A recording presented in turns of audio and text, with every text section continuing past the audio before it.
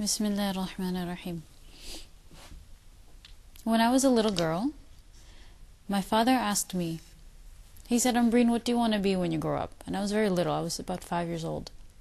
And I said, I want to be a surgeon. And then he said, why? And I said, I want to help people. And then he said, but Umbreen, you have one arm. Do you think you can do it? You need 2 arms. And I said, why not? I can do it. And he said, that's good. That's good that you feel that you can do it. And he never stopped me from doing anything that I wanted to do. The point is, he asked me about my goal in life. And when I was little, I said, I want to help people. And even now, that's what my goal is. And I want to share something with you that I hope it'll help you.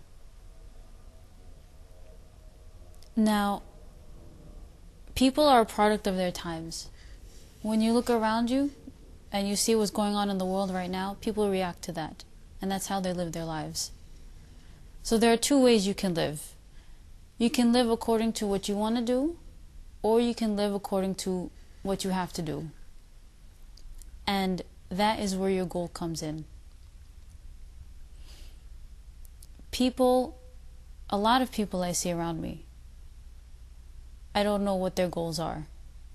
When I look at them, they're concerned about their lives. They're concerned about little problems they have in their lives. And when I hear them talk, they don't talk about anything except that this happened to me or she said something. And I think that's a small problem compared to what's going on in the world. You have so many people who are going hungry, and then you have people here who are throwing away their food. You have people who, they sit on the ground to learn, to go to school. They don't have a building. And yet you have some people who don't go to school to learn. And they say they'd rather fail. And sometimes they're happy that they failed. And I think, why are they wasting their lives like this? Because it is a waste. Everybody has intelligence. Everybody has a mind. And I believe that you should use it. You should use it for what's good. But then the question comes, what is good? And you have to dig deep and you have to search. And one principle that I have in life is to accept nothing but the truth. Even if it means you have to stay awake all night to read something and get a message from a book. Or you have to spend your days outside in the cold, standing under a light, reading something, or waiting for someone who can give you a message. But in the end, you have to realize that you're here for a purpose.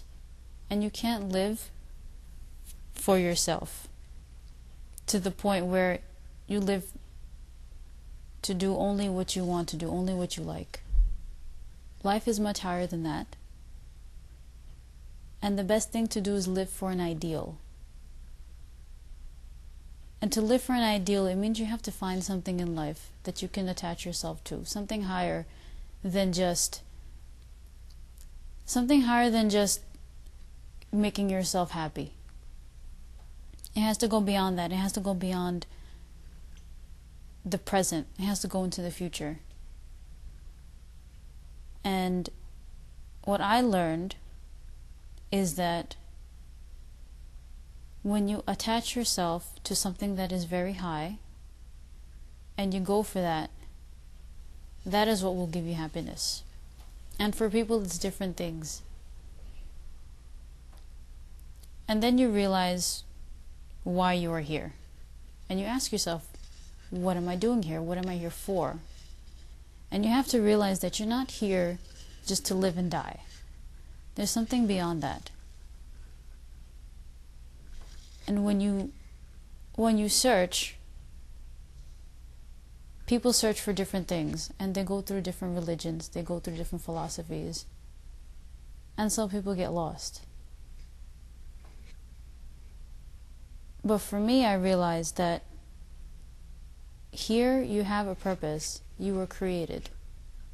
You were created by a creator. And this creator has some expectations for you. He has some goals for you. You weren't sent here and then left to live on your own. Your Creator didn't create you and then turn away from you. He expects something from you. And you have to go and search to see what it is that He wants from you. Once you find out what it is, that's your goal. And your goal is for the Creator.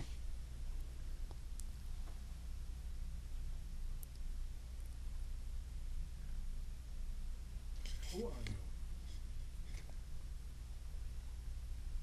That's an easy question. I would be a girl, a young woman. But at the same time, I'm a human being. And I have someone above me. I have my Creator above me. And what I have to do is look to my Creator. He's the one who sent me here. He's the one who raised me. You could say that your parents raised you, but Allah was always there. Allah was there when I took my first steps.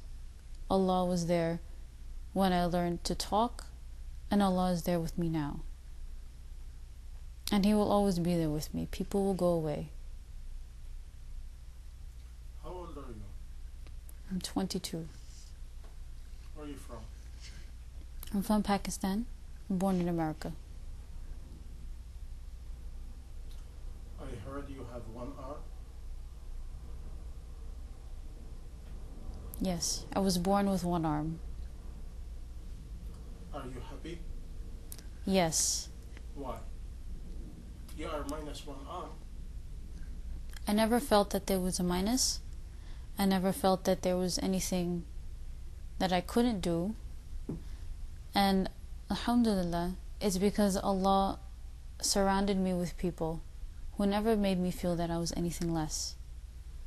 And then I used to wear a prosthesis, an artificial limb, and I used to wear it. People used to stare at me, but I wouldn't say anything, and I wouldn't feel bad.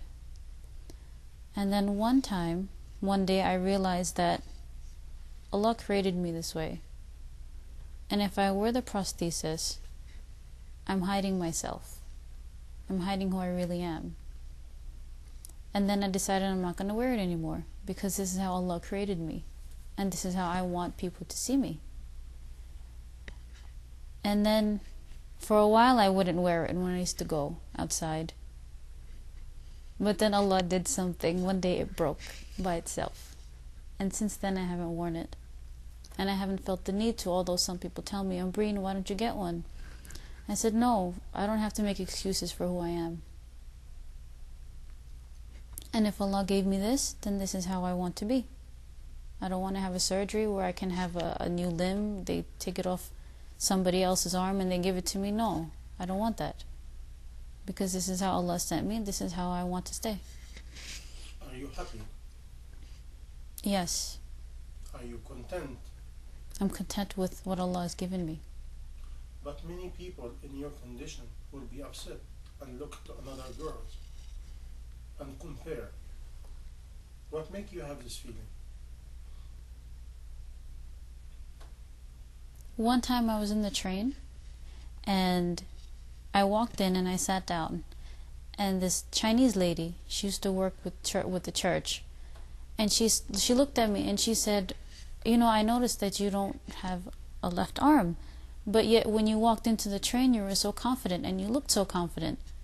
And I work with girls who they have everything, but for some reason they're depressed. They have 2 arms, they have 2 legs, they have everything, they're beautiful, but then deep down inside they have something in them. They're empty. And I said, I never felt empty that way, because Allah never... Every time I would have a problem, Allah showed me a way to fix it. Every time I had an issue, if I couldn't do something one way, I was shown a different way. And so I never felt that I'm less than anyone because of that. Because every time there was something wrong, Allah showed me a different way to do it right. If somebody look at you, what message you think you have in your face and your voice and your personality?